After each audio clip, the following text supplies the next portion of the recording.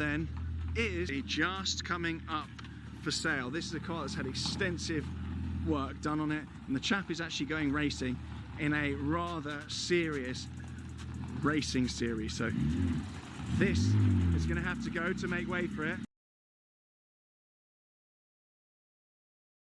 We've got an array of one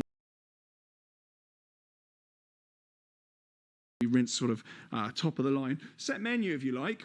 5 cars, but you can choose how they look. You won't get a choice in the engine. There's going to be a 4-litre supercharged engine with amazing active suspension, pretty much every single amazing modern piece of technology in it, but with a 4-litre supercharged engine. So that's going to be their RSR, iconic line of 5 cars. I don't know how many of those are spoken for, but talk to them anyway if you fancy one of those, because they will build you one over the coming year or so. So yeah, that is going to be mega. I can't wait to see that built, and I'm going to try and pester them to have a drive. Got some other bits and bobs here. This car's off to Hong Kong for a collector over there. That's in a very nice, lovely silver colour, left-hand drive, 911. And this is a backdate. This is actually a 964 Targa, which is backdated into this wonderful Mamba green material. Will once again be left looking resplendent with 0 mileage. The Boxer engine is named after... This blue Porsche is already longingly waiting for its revised power plant. The mechanics push the assembly with its flange-mounted transmission into precisely the right position beneath the vehicle, and then bolt it in place. The early 911S team specializes in the air-cooled Boxer engines. These units are relatively uncomplicated to repair, run very smoothly, and are robust. We have an engine from a customer that's now done 650,000 kilometers. I think that says it all, really. What modern car has such a robust engine? It's been serviced, but it's almost certainly not been completely overhauled. I think that's really incredible for such a car. Once the engine has been restored properly and it's really warmed up, it lasts a lifetime. Old Porsches also play a starring role here. Manfred Hering and his wife have converted the villa swimming pool into a showroom for the iconic sports cars. It's currently home to Carreras, built between 1974 and 1976. The 911 SR from 1967 is now ready for final assembly. The S variants of the 911 were always the pinnacle of the model series. More power, more speed, and above all, less weight. Porsche stood out through innovation even back then. Since the 60s, for example, the doors and engine hood have been manufactured from lightweight GRP, a milestone at the time.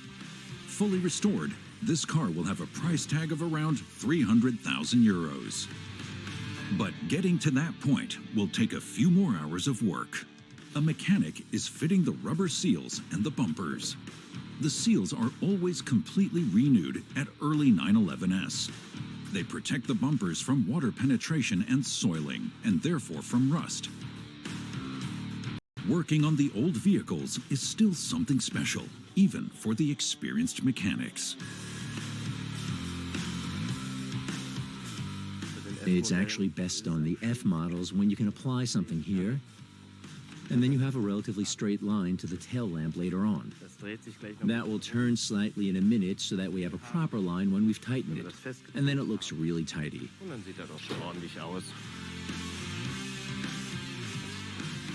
Later on, a 2-liter Boxer will be roaring in the rear, which will get really hot.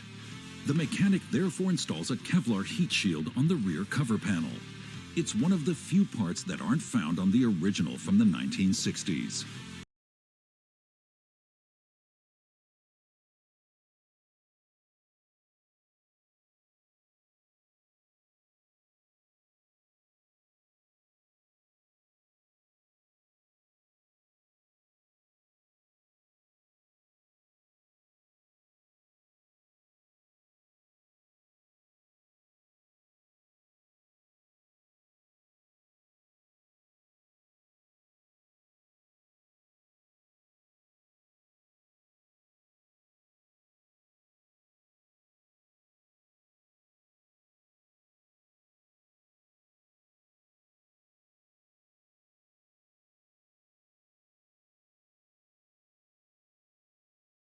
ran it into the bottom side of the car. This car from the factory would have had drip rails that would have run up through here, so I welded and shaved those drip rails. This would have come to a point here, and I totally radiused that corner.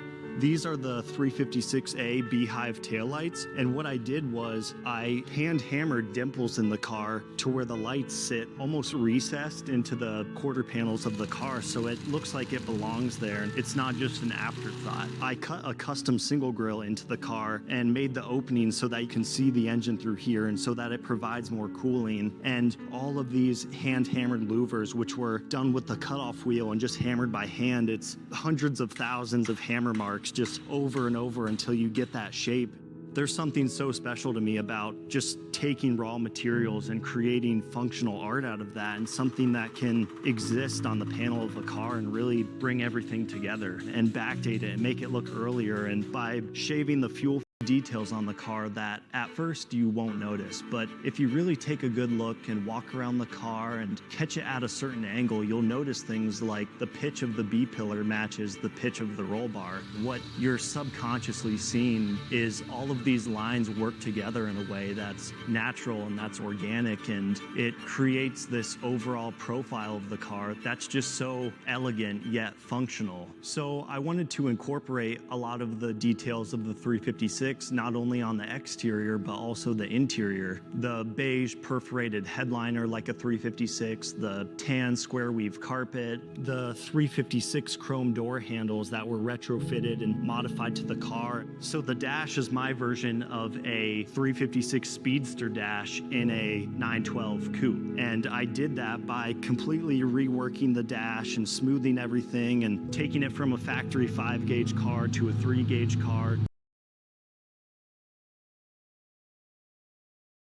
3.2-liter Porsche 6-cylinder 911 motor. And it was built by Chuck Beck back in the 80s for one of his Spider kit cars. The engine had the center 2 cylinders milled out of it and the case welded back together to now make it a 2.1-liter 4-cylinder 911 motor. And what really makes this engine so perfect and fitting for this car is that it maintains the 4-cylinder spirit of the 912, but it has the 6-cylinder technology of a later 6-cylinder 911 engine, and taking this car from a 90 horsepower car to a 180 horsepower car.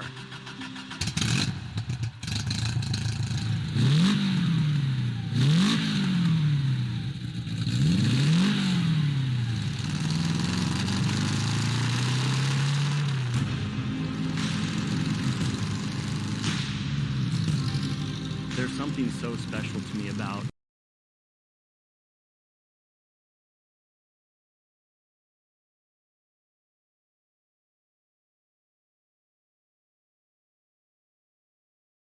not a brand new one, is it, by any No, means? this is a 1979, or was a 1979 SC Targa, which had a 3.2-litre engine in, and yeah, a very nice car in its day, but when we got it, it was kind of on its last legs. Was it a runner when you got it? It was a runner-ish. Just about, right.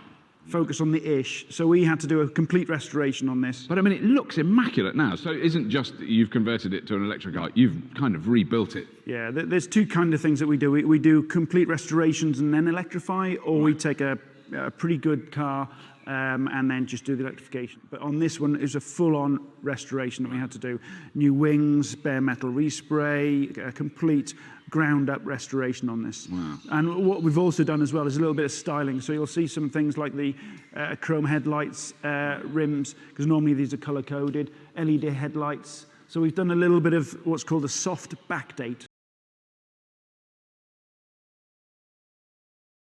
Beetle that we went in. It's different, but it's kind of the same basics, let's say. So we've got a front and back battery pack. So this is a 54 kilowatt-hour battery pack using Tesla Roadster batteries. Right. We've got, you remember the red Beetle that you came for a drive in last time? This has 2 of those motors, end on end. Wow, because that Beetle wasn't sluggish. No.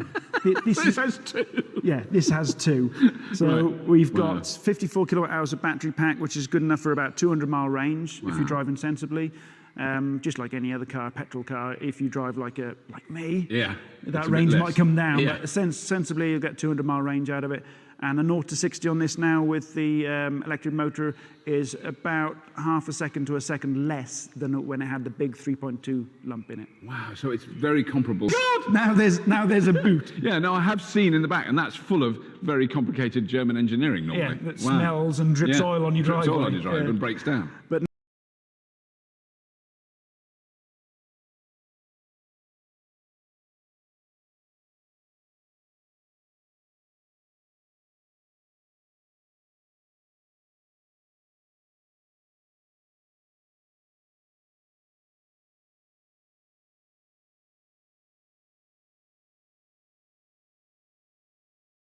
What's unusual on this car about the braking system is a normal conventional car of today's era and from quite a long way back works on a hydraulic system. The difference with this vehicle is it doesn't use hydraulic systems, it uses cables. So when you push your foot on the brake, all the cables are pushed, which again in turn pushes out, pulls mechanisms in here, which pushes your shoes out against your drum, which causes the friction, which stops the vehicle. It's essentially a scaled-up version of the brakes on a kid's bike. Quite a simple system, quite effective. Southey has to fit the brake mechanism together first, then fit that into the chassis.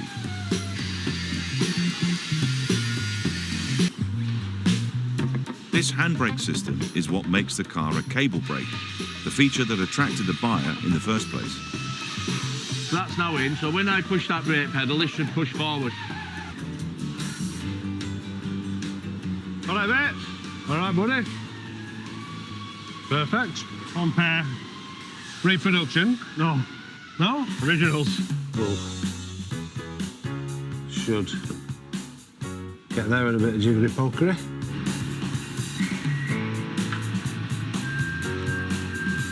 Let's go and see if it works.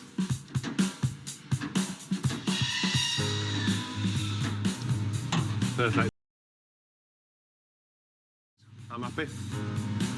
We are a bit all over the place with this. We're coming down to the final stages. I'm waiting for loads of little bits and bobs like the correct felt wing beading. We've got bits on the wiring to finish, but as luck would have it, I put the word out and managed to get a set of 49 seats, same material that the car would have had, same door cars. Honestly, they're pretty old and